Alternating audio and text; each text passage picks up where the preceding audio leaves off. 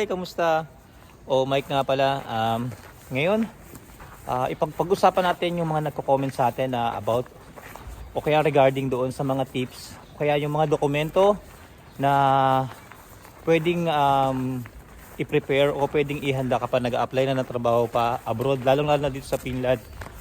Mahirap mag-vlog ngayon dito ngayon sa labas kasi -9 kami ngayon dito. Sobrang lamig kaya babalik ako sa aming apartment at doon na lang po natin ituloy yung ating talakayan. Kaya abangan po ninyo at babalik po kami. Tara! Hi, kamusta? Mike nga pala. Ayun, umuwi tayo sa bahay. Napakahirap po mag-vlog sa labas. -9 po kami rito. Hi ka naman, Abby, sa vlog. Hi! Yun, yung bunso kong anak, sinundo ko lang dito sa Paibakuti, yung tinatawag na kindergarten.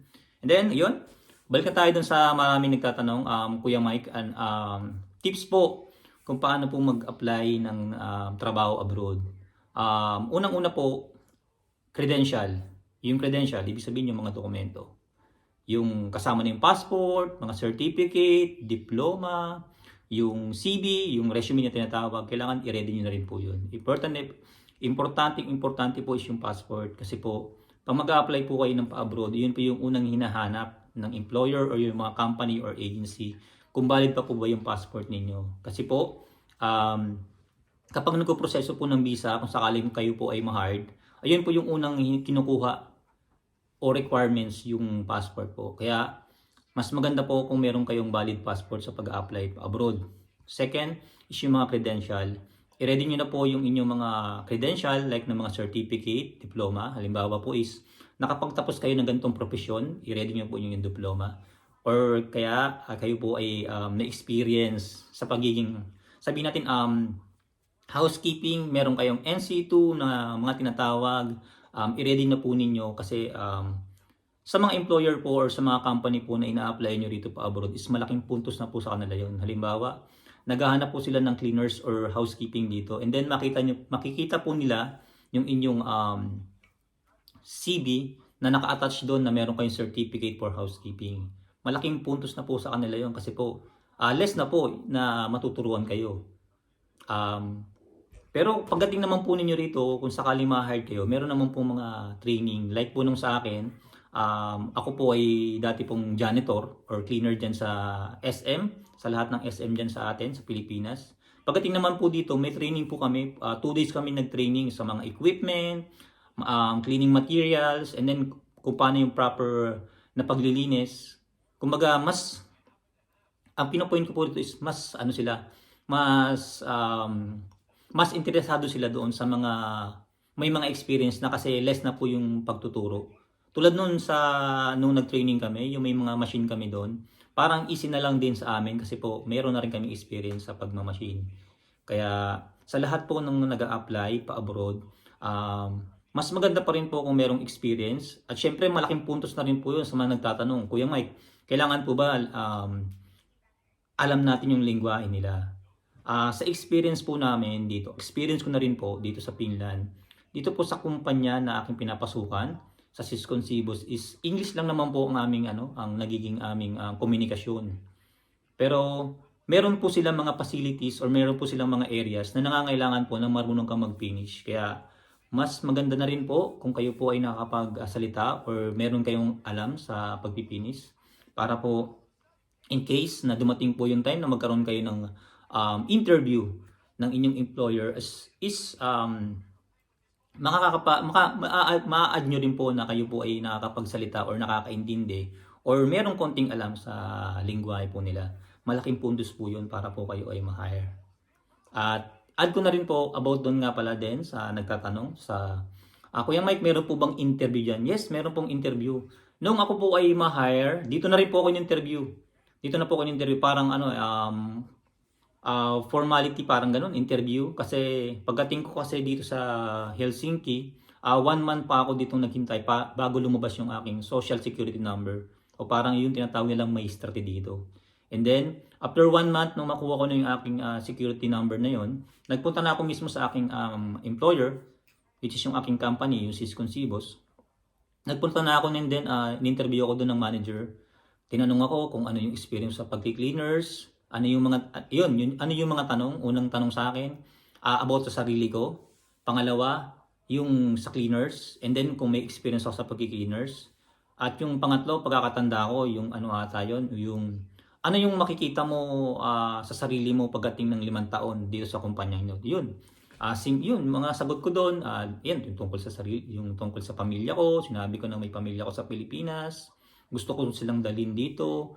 Pagka nabuo ko na yung mga requirements na hinihingi sa akin para po makuha na yung pamilya dito.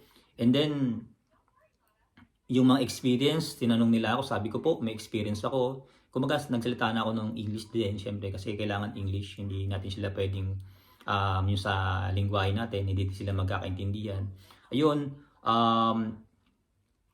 kailangan, sinabi ko sa kanila na nakakapag-machine ako. Alam ko po kung paano gamitin yung mga cleaning chemical or materials sa paglilinis.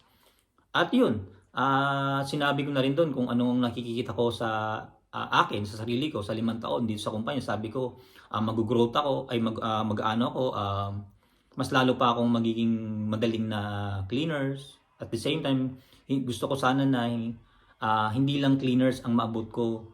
Gusto ko po sana na mag-upgrade pa para po maging katulad po ng iba na yung iba kasi sa kumpanya kasi namin is naging mga supervisor na, naging manager na. Marami akong kapong Pilipino rito na naging manager na dati lang na taga kuskus ng kubeta, taga linis, ngayon mga manager na. Kaya yun, binahagi ko lang din sa inyo kung ano yung mga naging interview ko dito sa aking employer. Kaya po sa lahat po na nagtatanong kung ano po yung mga interview, ayun po yung mai-share ko po sa inyo. At sa lahat din po pala ng mga nanonood and then mga nagsusubaybay sa mga vlogger dito sa Finland, i-check nyo rin po si Kai in Finland. Napakagaling po ni ma'am na mag-vlog. Marami po siyang mga tips and then marami rin po siyang mga isinishare na experience sa pag-apply dito sa Finland. At isa na rin po pala yan si ma'am na galing sa Eddie Staff Builder International.